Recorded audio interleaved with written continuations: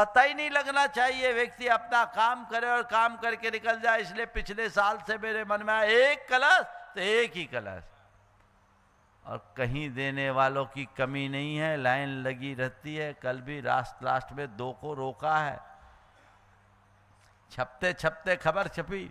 कल का विचित्र हाल, अपने अजय थोड़ा सा परेशान था, महाराज 1 विकेट डाउन हो गया। हम बोले चिंता मत करो, 1 गया 3 आ गया। योग है। लेकिन क्या हुआ,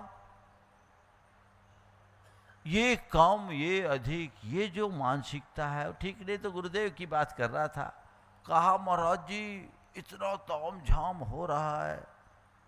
आचार्य श्री ने बहुत, मुझे उनका अभी छवि उनकी याद आ रही है, दिख रही है। ने कहा अच्छी बात है ना, श्रावक का प्रभावनांग है, उनका काम करने दो, तुम क्यों परेशान हो रहे हो? तुम क्यों परेशान हो रहे? श्रावक का प्रभावनांग है, वो अपना काम करे। जिसकी सोच बड़ी होती है वही ऊंचाई को छूता है, छोटी सोच वाला तो छोटा ही बना रह जाता है। हमेशा ध्यान रखना, घटिया सोच से बढ़िया जीवन नहीं जी सकते। बढ़िया जीवन जीना चाहते हो तो बढ़िया सोच रखो, सोच में परिवर्तन। तो ये कारण हो गए, परिणाम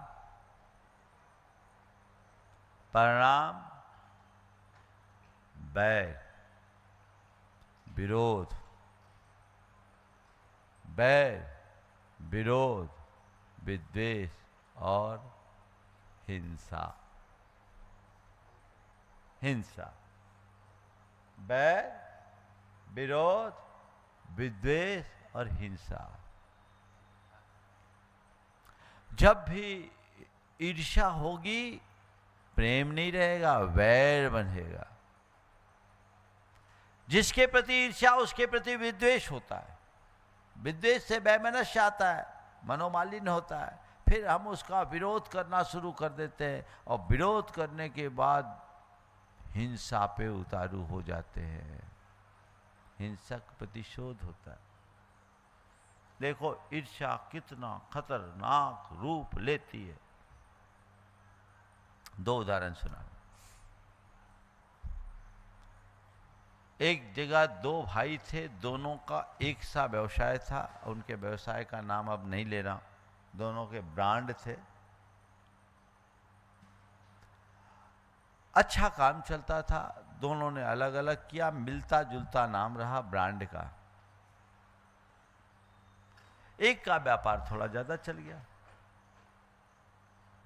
दूसरे का व्यापार कम। आप लोग समझ गए होंगे, 2013 के अखबारों में ये छपा है। अब जिसका व्यापार कम चला, बड़े भाई के, एक बड़ा छोटा कौन था मुझे याद नहीं, लेकिन जिसका व्यापार कम चला वो अधिक चलने वाले भाई के प्रति, जिसका व्यापार अधिक चलता था, ईर्ष्या से भर उठा। और यही नहीं रुका, उसने उसके नाम की सुपारी दे दी। और वो मंदिर से दर्शन करके निकल रहा था, शूटरों ने उसकी गोली मारकर हत्या कर दी। वो तो मरा, भेद खुला, भाई पकड़ा गया, वो भी बर्बाद हो गया, जेल में रहा। भाई की हत्या के जुर्म में फंस गया। ये ईर्ष्या का कुपरिणाम है, जहां सगा भाई भी अपने भाई का हत्यारा बन जाता है। एक दूसरा प्रसंग आया, एक जेठानी को बच्चा नहीं था, देवरानी को बच्चा हो गया। बच्चा बहुत खूबसूरत था, उसने छोटे से बच्चे पर तेजाब डाल दिया। मैं उस बच्चे को देखा हूं, आत्मा व्यथित हो गई। 2015 की बात, चातुर्मास में। ये क्या है? ईर्ष्या। इसलिए कभी भी ईर्ष्या की बात आए उसे अनदेखा मत करना। मन में ईर्ष्या का भाव पनपने न पाए, ये भाव हृदय में जगाओ, ताकि जीवन में सदा बहार प्रसन्नता बनी रहे। एक दूसरे से कंपैरिजन करोगे तो ईर्ष्या होगी, और ईर्ष्या होगी तो इस तरह की दुर्वृत्ति आएगी जो तुम्हारे सारे गुणों को और पुण्यों को नष्ट करके तुम्हें अनंत भाव पीछे ले जाएगी। उसके कारण तुम्हारा गुण और पुण्य सब नष्ट होता है। ये मन में समझो, ये बहुत बड़ी आत्मवंचना है, इससे अपने आप को बचाने की कोशिश करनी चाहिए। अब इससे बचे कैसे? सकारात्मक सोचो, पहली बात। नेगेटिव नहीं, पॉजिटिव सोचो। चलो हम नहीं, वो तो पा गया, क्या बुराई है ना? हम नहीं, वो पा लिया, क्या फर्क पड़ता है? ऐसी सोच रखे।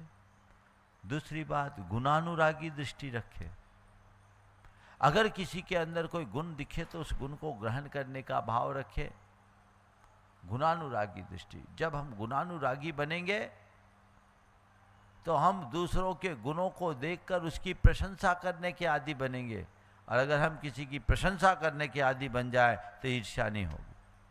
पर आप लोग मुंह पे प्रशंसा करते हो, पीठ पीछे तो गाली देते हो। झूठी प्रशंसा नहीं, मुंह की प्रशंसा नहीं, हृदय की प्रसन्नता से प्रेरित प्रशंसा तब होगी जब आप गुणानुरागी होगे।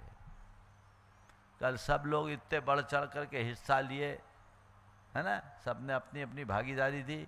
यदि तुम्हारे मन में उनके प्रति प्रशंसा है और उनका तुम हृदय से भरकर अनुमोदन कर रहे हो, बधाई दे रहे हो, तो पुण्य पा रहे हो। और तुम्हारे लिए लग रहा है हाँ बहुत नंबर 2 का कमा लिया, लगा दिया, तो तुम पाप के भागीदार हो।